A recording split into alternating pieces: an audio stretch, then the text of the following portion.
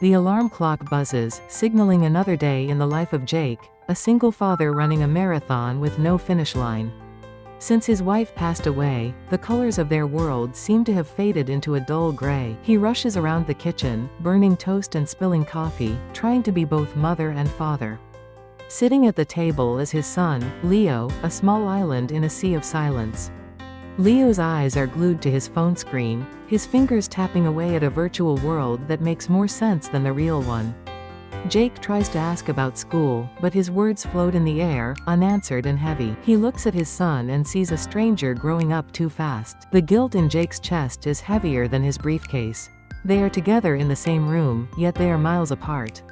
Evening comes, but it brings no rest for the weary soul.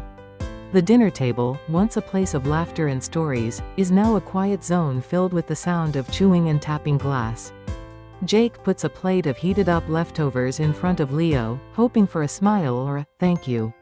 Instead, the blue light of the phone illuminates Leo's face, casting a cold glow on his cheeks.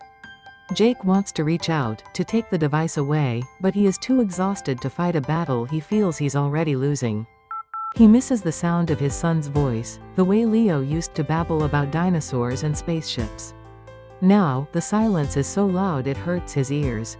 Jake realizes he is providing a house, but he is failing to build a home. He wonders if he has lost his little boy forever to a digital screen. Thanksgiving arrives, offering a brief escape from the suffocating routine of the city. They pack their bags and head to the countryside, to the home where Jake grew up. The drive is long, and the car is filled with the hum of the engine and the barrier of headphones. Jake glances in the rearview mirror, seeing Leo lost in music or a game, completely detached from the passing beauty of autumn. The golden leaves and rolling hills whiz by, unnoticed by the boy in the backseat. Jake hopes that maybe, just maybe, the fresh air and familiar faces will spark something in Leo. He remembers his own childhood, running free in these fields, and wishes for that freedom for his son. It is a desperate hope, a silent prayer spoken to the winding road. Grandma Mary and Grandpa Bill are waiting on the porch, their smiles as warm as the apple pie cooling in the window. They envelope Jake in a hug that melts away weeks of stress in an instant. But when they turn to Leo, the boy shrinks back, clutching his phone like a lifeline. He offers a mumbled, "Hi," without looking up, his thumb hovering over the screen. Grandpa Bill doesn't scold him. Instead, he winks at Jake, signaling that he has a plan. Grandma Mary simply pats Leo's cheek, her hands smelling of cinnamon and flour. The grandparents know that love requires patience, and they have plenty of both. The house feels alive, a stark contrast to the silent apartment in the city. The kitchen becomes the heart of the operation. Grandma Mary gently pulls Leo away from the corner, handing him an apron that is 3 sizes too big.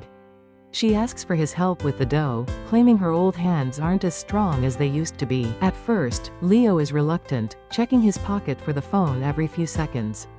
But soon, the tactile sensation of cool flour and sticky dough captures his attention. He starts to knead, press, and shape, realizing that creating something real is satisfying. Grandma tells him stories about his father's mischievous childhood, and for the first time in months, a genuine giggle escapes Leo's lips. The phone sits forgotten on the counter, covered in a light dusting of white powder. Outside, the autumn air is crisp and invigorating. Grandpa Bill tosses an old leather baseball glove to Leo, challenging him to a game of catch. It starts slow, with dropped balls and awkward throws, but Grandpa's encouragement is relentless. "Good arm, kid," he shouts, and Leo's chest puffs out with pride. He runs, he jumps, he dives for the ball, his cheeks flushed with exertion and joy. There is no screen here, just the blue sky, the green grass, and the connection between generations. From the kitchen window, Jake watches this transformation with tears welling in his eyes. He sees the boy he thought was lost, running freely in the golden sunlight. Dinner is served, and the table is groaning under the weight of turkey, stuffing, and cranberry sauce. But the most delightful thing on the menu is the conversation. Leo, the boy of few words, has transformed into a storyteller. He talks about the dough, the baseball game, and even asks Grandpa about his old tractor. He isn't looking down at his lap, he is looking into their eyes, hungry for connection. Jake can barely eat, he is too busy feeding his soul with his son's happiness. Grandpa Bill leans over and whispers to Jake, suggesting that maybe they shouldn't rush back to the lonely city. The idea plants a seed in Jake's heart, a possibility of a life where they aren't just surviving, but thriving. Night falls, wrapping the house in a peaceful silence. Jake tiptoes into the guest room to check on Leo, who is fast asleep, clutching the baseball glove instead of his phone. Seeing his son so peaceful, so clearly healed by the love in this house, Jake knows what he must do. He goes back downstairs where his parents are sipping tea by the fireplace. There is no need for a long debate or a pros and cons list. Jake admits he needs help, and his parents admit they miss having a full house. They decide to merge their lives, to create a village to raise this child. It is a scary change, but looking at the photos on the mantelpiece, Jake knows it is the right one. A few weeks later, the moving truck arrives, kicking up dust and excitement. It is a chaotic symphony of boxes, furniture, and shouting directions. Jake feels the stress of moving, but it is different this time. It is the stress of a new beginning, not a dead end. Leo is running around carrying light boxes, feeling important and involved. The gray filter over their lives has been completely lifted, replaced by the vibrant colors of the countryside.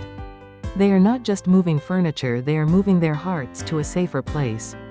As the last box goes in, Jake takes a deep breath of fresh air, feeling the burden of loneliness lift from his shoulders. Life settles into a new rhythm, but there is an unexpected twist. Leo didn't just pick up social skills from his grandparents, he picked up their habits too. The quiet boy who stared at his phone has been replaced by a chatterbox who runs the house. He scolds Jake for leaving socks on the floor, using the exact same tone as Grandma Mary. He lectures Jake about eating his vegetables and going to bed on time, mimicking Grandpa Bill's wisdom. "Dad, wash your hands properly," he commands before dinner. Jake is bewildered, realizing he has traded silence for a miniature drill sergeant. The house is never quiet now, it is filled with the voice of a very opinionated 8-year-old. Jake sits on the couch, exhausted from a long day and his son's relentless management. His ears are ringing from the constant chatter, the laughter, and the friendly bickering. It is chaotic, it is loud, and sometimes, it is absolutely tiring. But then he looks around the room.